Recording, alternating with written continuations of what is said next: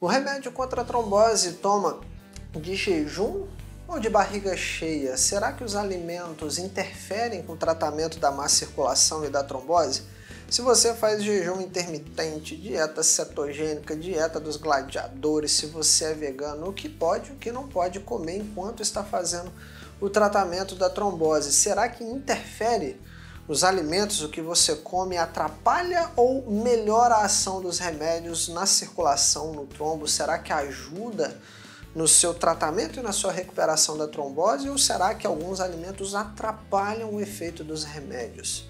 Vamos falar um pouquinho sobre tudo isso aqui hoje. Eu sou o Dr. Antônio Casselli, sou médico especialista em cirurgia vascular e angiologia, que você está no melhor canal sobre má circulação, sobre trombose, sobre embolia. Então, se você se interessa por esses temas, faz então a sua inscrição aí no canal, ativa o sininho, dessa forma você é notificado de todas as novidades, não perde nada que acontece por aqui. E curtida, o like, clica aí no gostei, o seu joinha é muito importante para o algoritmo entender que tem conteúdo relevante aqui e entregar para mais pessoas. Então, juntos, nós podemos até mesmo salvar vidas contra a má circulação e a trombose. Como de costume, a nossa equipe seleciona as melhores perguntas que vocês deixam para nós nos comentários e a escolhida de hoje foi a seguinte: bom dia, doutor, sou adepto do jejum, estou tomando anticoagulantes pois fui diagnosticado com TVP, trombose venosa profunda.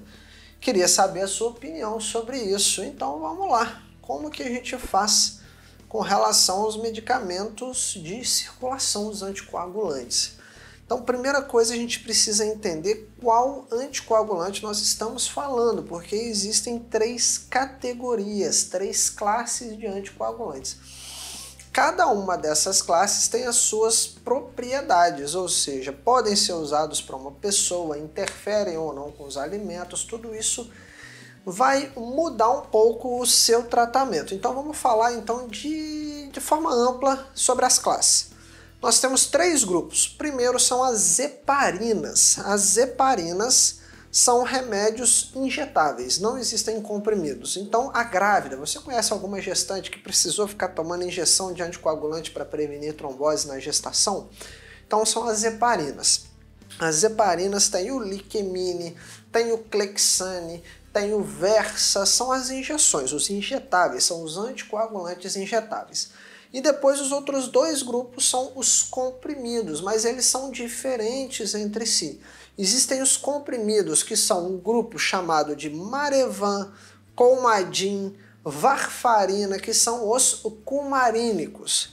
E existe um outro grupo, que são os novos anticoagulantes, que a gente vai colocar nesse grupo. O Xarelto, que é a rivaroxabana, o Pradaxa, que é a dabigatrana, o Eliquis, que é a apixabana, e outros como a edoxabana, desses novos anticoagulantes.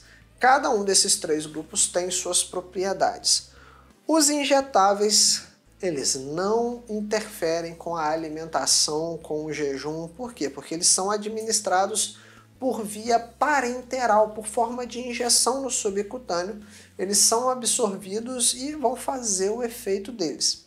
Não interferem na capacidade de operar máquinas, dirigir com atenção, só que eles têm o desconforto, que é o quê? A parte de ficar tomando agulhadas. As complicações geralmente são locais, risco de formar hematomas, manchas roxas pelo corpo e, em alguns casos, alterações como alergia, sangramentos menores pelo corpo como gengiva, nariz, sangramento vaginal pela urina, alergias cutâneas ou até mesmo problemas de feridas na pele, racha cutâneo, necrose na pele, enfim.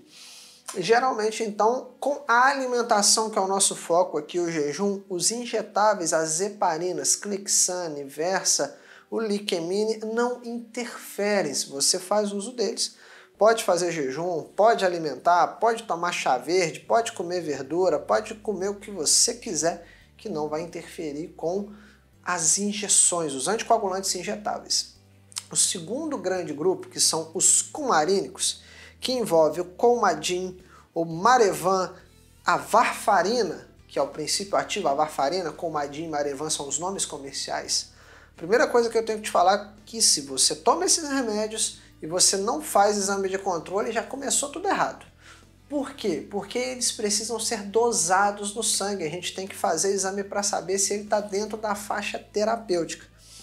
Como assim, Antônio? Ainda não entendi. Existe um exame de circulação chamado INR que vai ver a potência desses anticoagulantes, é o TAP com INR. Entre 2 e 3, depende da doença, tá, gente? Entre 1,5 e 2,5, dependendo da situação. Entre 2,5 e 3,5, dependendo da situação. Entre 2 e 3, enfim. Vamos colocar aqui uma faixa que atende grande parte da população, que o exame tem que dar entre 2 e 3. Se dá abaixo de 2, a pessoa não está tendo efeito nenhum. O remédio não está agindo, ou seja, ele não está potente a ponto de tratar a doença. Ele não está fazendo efeito nenhum, não está tratando a trombose. Se esse remédio está entre 2 e 3 na faixa certa, claro, para algumas pessoas entre 1,5 e 2,5, para outras pessoas entre 2,5 e 3,5, enfim, entre 2 e 3, vamos colocar essa faixa como para a grande maioria das pessoas, o remédio está excelente, ele está fazendo o papel dele, está fazendo o efeito desejado. Se ele estiver acima de 3, ele está fazendo bem demais? Está, inclusive, me ajudando mais além da conta? Está. Só que o risco começa a ficar alto, tem chance da pessoa sangrar. Então, por isso que o remédio tem uma faixa ótima, uma faixa abaixo não está fazendo efeito e acima começa a ser perigoso a ponto de causar um sangramento dentro da cabeça, um sangramento no estômago, ou seja, o remédio nesta classe ele precisa estar dentro de uma faixa ideal.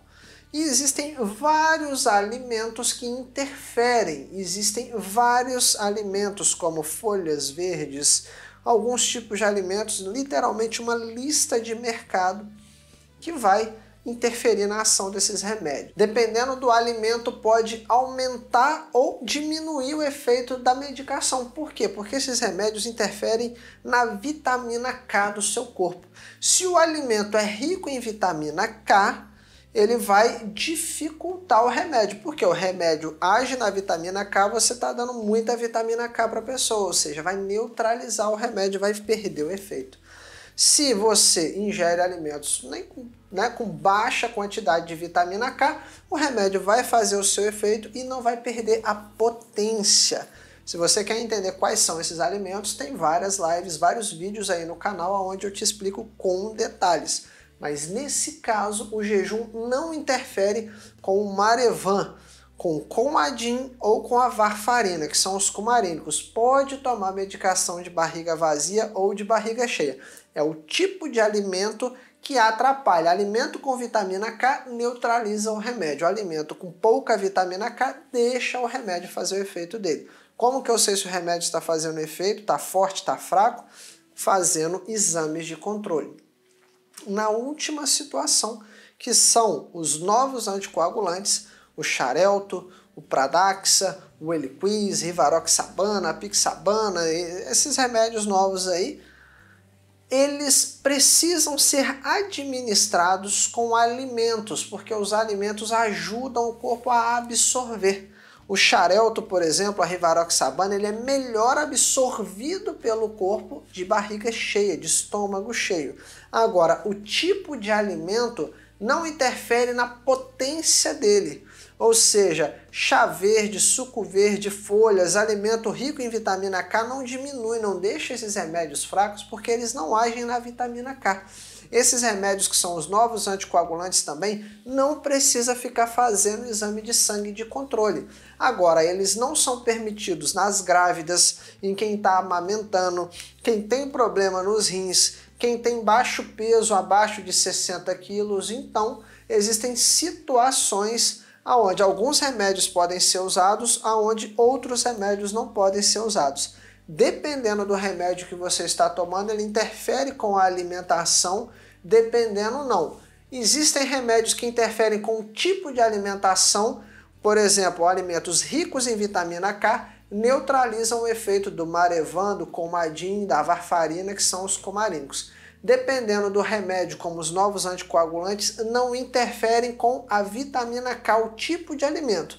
Mas estar de estômago cheio favorece a absorção dos novos anticoagulantes. Então é recomendado que você tome com a barriga cheia após uma refeição, independente de qual seja essa refeição. Por quê? Porque o alimento ajuda só a absorver, mas não interfere no efeito, na potência do remédio. Então fica aí a nossa revisão do que pode e o que não pode com os anticoagulantes. Alguns, né? Só lembrando, alguns precisam de exame de sangue de controle, outros não precisam. Por que existem vários remédios? Porque existem várias situações, tá certo? Existem diferentes tipos de pessoas. Às vezes tem pessoa tá grávida, problema no rim, problema no fígado, não tem nada, é saudável. Então os remédios servem para atender os diversos perfis. Então, qual é a interação para você que mandou a pergunta? Sou adepto ao jejum, estou tomando um anticoagulante, queria saber sua opinião. Dependendo do tipo de remédio que você está tomando, não é necessário se preocupar de estar estômago cheio ou de jejum. Dependendo se for os novos anticoagulantes, se você tomar ele em jejum, até 40% menos de absorção do remédio. Então, vai depender de qual anticoagulante, nem todo anticoagulante é igual. Fica aí a nossa recomendação de hoje, a nossa dica, espero ter ajudado. Se você se interessa por esses assuntos, como má circulação, trombose e embolia, se inscreve no canal, ativa o sininho, porque dessa forma você é notificado de tudo que acontece aqui e não perde nenhum detalhe, nenhum vídeo. Curte, like, joinha, clica aí no gostei, porque dessa forma o algoritmo entende que tem conteúdo importante e relevante. Se você aprendeu alguma coisa legal aqui, a sua participação ajuda a gente a alcançar mais pessoas e até mesmo salvar vidas contra a trombose, contra a má circulação. Se você quer entender um passo a passo para poder blindar a sua circulação contra a trombose, o protocolo antitrombose vai te ajudar. Lá é onde você tem a certeza que está fazendo tudo que está ao seu alcance para poder combater a má circulação. Então, se você está lutando contra uma trombose, uma embolia, já tratou varizes, está com varizes, já venceu, né, doenças da circulação, se você está saudável, se você não quer passar por nada disso, ou seja, se você está dentro de um desses 3 grupos, o protocolo antitrombose é para você. Se você está atualmente com a doença, se você já venceu a doença ou se você não quer ter nenhum tipo de doença circulatória, o nosso programa avançado vai te ajudar. Lá você vai receber mais de 150 exercícios para poder deixar suas veias mais fortes do que a trombose. Você vai entender como usar meia, polainas, canelito, ataduras, bandagens, compreflex, compressores, várias ferramentas para proteger ainda mais a sua circulação.